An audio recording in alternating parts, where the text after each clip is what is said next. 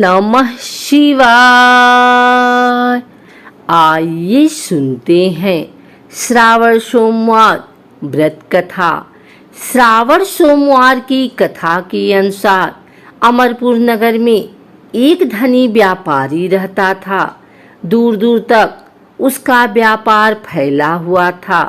नगर में उस व्यापारी का सभी लोग मान सम्मान करते थे। इतना सब कुछ होने पर भी वह व्यापारी अंतर्मन से बहुत दुखी था, क्योंकि उस व्यापारी का कोई पुत्र नहीं था।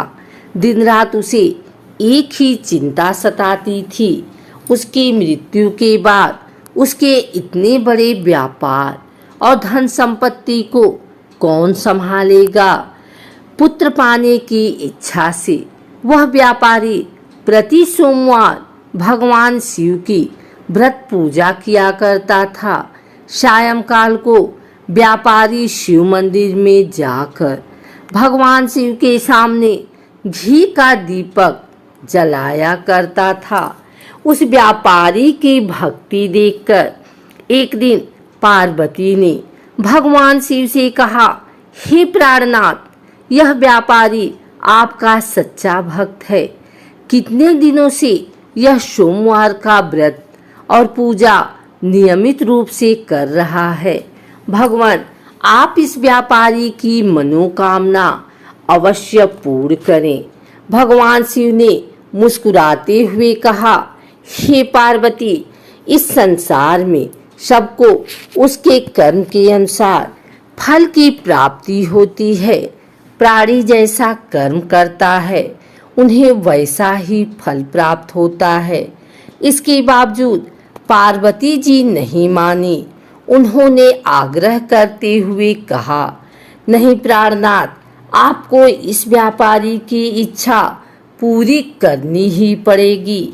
यह आपका अनन्य भक्त है। प्रति सोमवार आपका विधिवत व्रत रखता है और पूजा अर्चना के बाद आपको भोग लगाकर एक समय भोजन ग्रहण करता है। आपको इसे पुत्र प्राप्ति का वरदान देना ही होगा।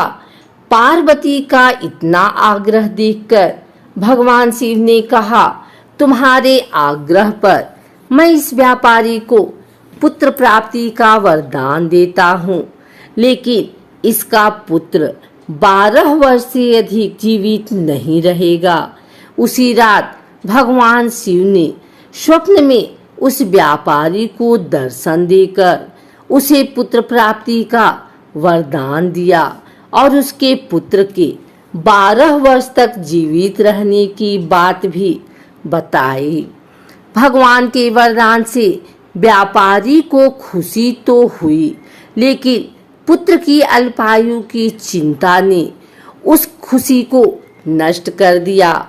व्यापारी पहले की तरह सोमवार का विधिवत व्रत करता रहा। कुछ महीने पश्चात उसके घर अति सुंदर पुत्र उत्पन्न हुआ। पुत्र जन्म से व्यापारी के घर में खुशियां भर गई। बहुत धूमधाम से पुत्र जन्म का समारोह मनाया गया। व्यापारी को पुत्र जन्म की अधिक खुशी नहीं हुई, क्योंकि उसे पुत्र की अल्पायु के रहस्य का पता था। यह रहस्य घर में किसी को नहीं मालूम था। विद्यमान ब्राह्मणों ने उस पुत्र का नाम अमर रखा। जब अमर 11 वर्ष का हुआ तो शिक्षा लेने के लिए उसे वाराणसी भेजने का निश्चय हुआ। व्यापारी ने अमर के मामा दीपचंद को बुलाया और कहा कि अमर को शिक्षा प्राप्त करने के लिए वाराणसी छोड़ आओ। अमर अपने मामा के साथ शिक्षा प्राप्त करने के लिए चल दिया। रास्ते में जहाँ भी अमर और दीपचंद रात्रि विश्राम के लिए ठहरते, वहीं यज्ञ करते और ब्राह्मणों को भोजन कराते थे। लंबी यात्रा के बाद अमर और दीपचंद एक नगर में पहुँचे। उस नगर के राजा की कन्या के विवाह की खुशी में पूरे नगर को सजाया गया था।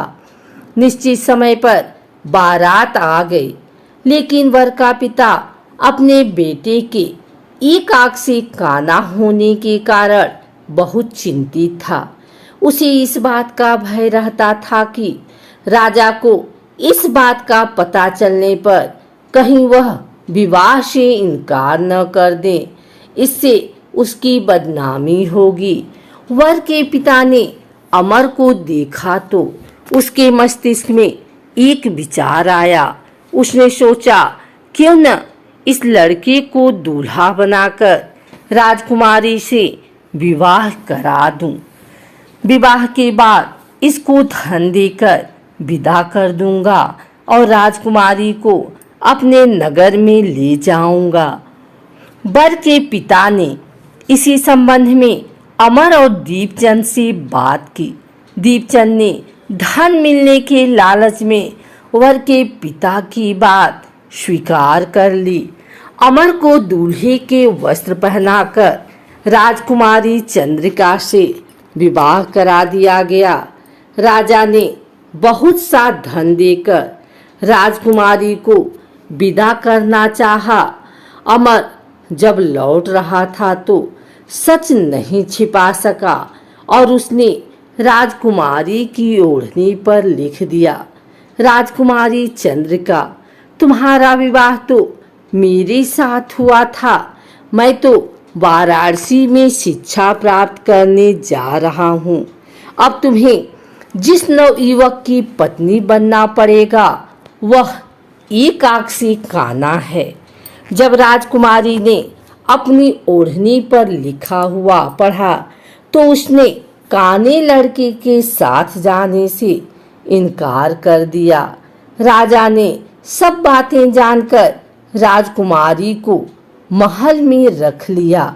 उधर अमर अपने मामा दीपचंद के साथ वाराणसी पहुंच गया।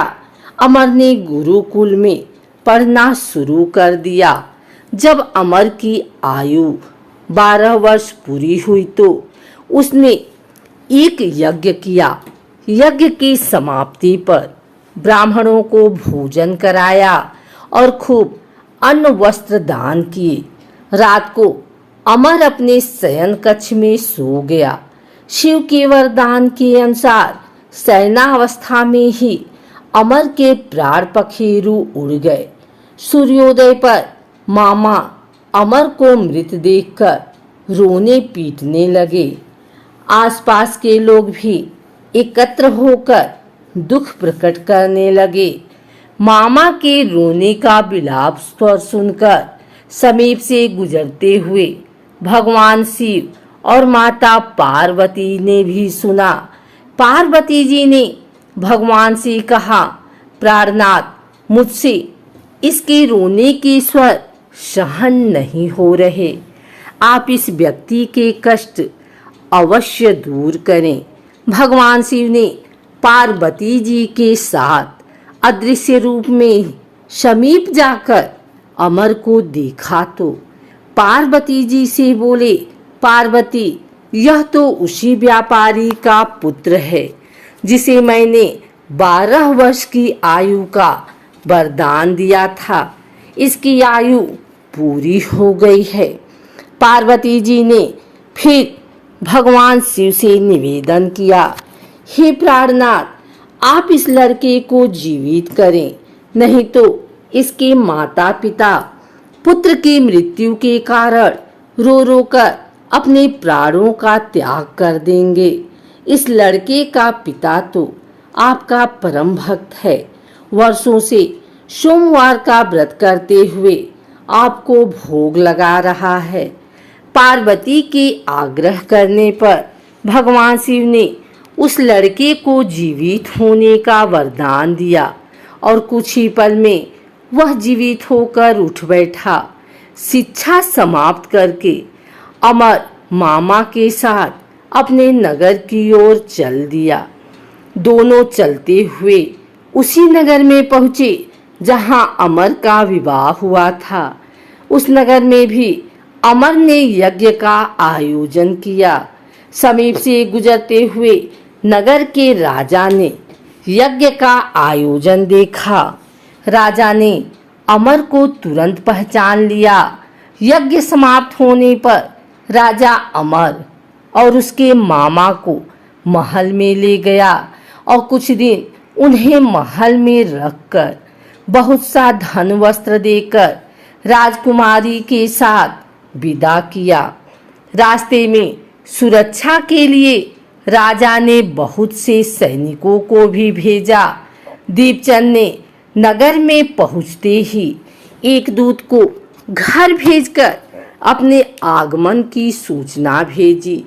अपने बेटे अमर के जीवित वापस लौटने की सूचना से व्यापारी बहुत प्रसन्न हुआ। व्यापारी ने अपनी पत्नी के साथ स्वयं को एक कमरे में बंद कर रखा था। भूखे प्यासे रहकर व्यापारी और उसकी पत्नी बेटे की प्रतीक्षा कर रहे थे।